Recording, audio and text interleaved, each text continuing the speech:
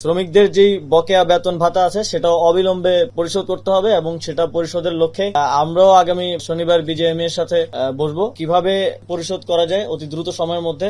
ইতিমধ্যেই সচিব সাহেব বলেছেন যে এখানে অর্থ উপদেষ্টা এখানে বসে থেকে বাংলাদেশ ব্যাংকের গভর্নরকে বলেছেন যে খুব দ্রুত যাতে আপনারা জানেন একটি প্রতিষ্ঠানকে ঘিরে আজকে যেই আনরেস্ট সেটা বড় আকার ধারণ করেছে, সেই প্রতিষ্ঠানকে দ্রুত ঋণ দেওয়ার মাধ্যমে যেন শ্রমিকদের বেতনটা দেওয়া হয় সেটা আজ রাত অথবা কালকের মধ্যেই শ্রমিকদের কাছে পৌঁছে যাবে বলে আমরা আশা রাখছি।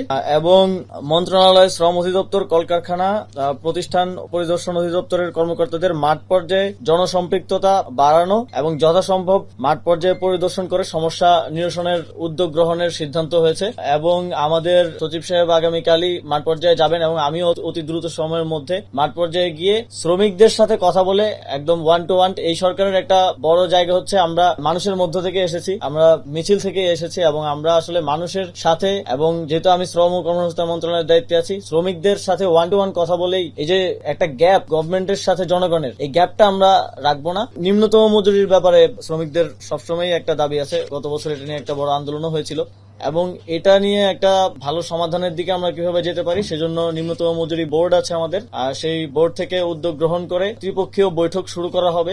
খুব দ্রুতই আমরা সেটা শুরু করব এবং খুব দ্রুত সময়ের মধ্যে যাতে শ্রমিকদের নিম্নতম মজুরির যেই দাবি রয়েছে এবং সমস্যা আছে, শ্রমিক নেতৃবৃন্দের সাথেও কথা বলে, মালিক পক্ষের সাথে কথা বলে সরকারের বিষয়ে একটি ভালো সিদ্ধান্তের দিকে যাওয়ার আমরা চেষ্টা করব। আমাদের যখন আনরেস্ট চলে তখন আমাদের সময়টা চলে যায় আনরেস্ট কে অ্যাড্রেস করতে করতে, তো যেগুলো আমাদের দীর্ঘমেয়াদী সমস্যা এবং দীর্ঘমেয়াদের সমাধানের বিষয় সেগুলো নিয়ে বসার জন্য তো আমাদেরকে সময় দিতে হবে। আমরা এটাও প্রত্যাশা করব যে আমরা যাতে কাঠামোগত সংস্কারগুলো করতে পারি এবং দীর্ঘমেয়াদী যে সমস্যাগুলো আছে, শ্রম আইন নিয়ে কথা আছে এবং নিম্নতম মজুরি নিয়ে কথা আছে, সেগুলো নিয়ে কাজ করার জন্য আমাদেরকে একটা শান্ত পরিবেশ দিতে হবে। আমাদের যে রিয়েল প্রবলেমগুলো সেগুলো অ্যাড্রেস করতে পারি এবং শ্রমিকদের সমস্যাগুলো একটা স্থায়ী সমাধানের দিকে যেতে পারি, যাতে করে শ্রমিকদেরও প্রতিদিন নেমে না আসতে হয়। এতে আসলে কোনো পক্ষই তো আসলে উপকৃত হচ্ছে না, শ্রমিকরাও হচ্ছে না, মালিক পক্ষ হচ্ছে না, সরকারও হচ্ছে না। আমরা আশা করব যে আমাদের শ্রমিকরাও ধৈর্য ধারণ করবেন এবং আমাদেরকে সেই সময়টা দেবেন। দাবিগুলো যাতে একটা প্রক্রিয়ার মাধ্যমে, আমরা এখন দাবি বিচ্ছিন্ন ভাবে পাচ্ছি, আজকে আমরা একটা অ্যাসেসমেন্ট প্রায় 25 দফা পেয়েছি এবং এর বাইরেও আরো অনেক আছে। দাবিগুলো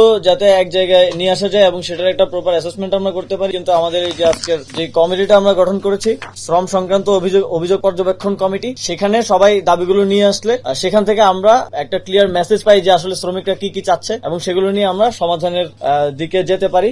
এখন জায়গায় তো দিতে হবে দাবিগুলো এবং আমাদের যে এক্সিস্টিং, আমি প্রথমেই বললাম যে এক্সিস্টিং যে ইনফ্রাস্ট্রাকচার আছে বা আইনি কাঠামো আছে তার মধ্যে থেকে এগুলো খুব দ্রুত নিষ্পত্তির জন্য এই কমিটি কাজ করবে এবং মন্ত্রণালয় থেকে আমরা কাজ করে যাবো এবং এই বিষয়টা এখন প্রায়োরিটিতে আছে। আপনারা জানেন যে আমরা সকালে সভা করেছি উপদেষ্টাদের সাথে, তো এটা নিয়ে গত 2টা ক্যাবিনেট মিটিং এ আলোচনা হয়েছে। সকল মন্ত্রণালয় যারা কনসার্ন এবং কনসার্নের বাইরেও যারা আছেন তাদের সাথে এগুলো নিয়ে আলোচনা চলমান আছে। খুব দ্রুত যাতে এই সমস্যাগুলোকে অ্যাড্রেস করা যায় এজন্য এই কমিটিটাও করা হয়েছে। আমরা আশা করি যে, এবং আমরা আহ্বান জানাবো শ্রমিকদের যে সমস্যাগুলো আছে তারা সেগুলো নিয়ে আমাদের শ্রম ভবনে এই কমিটির কাছে সেগুলো প্রণয়ন করবে, যাতে করে আমরা একটা সিস্টেমেটিক ওয়েতে এগুলো সমাধানের দিকে এগিয়ে যেতে পারি।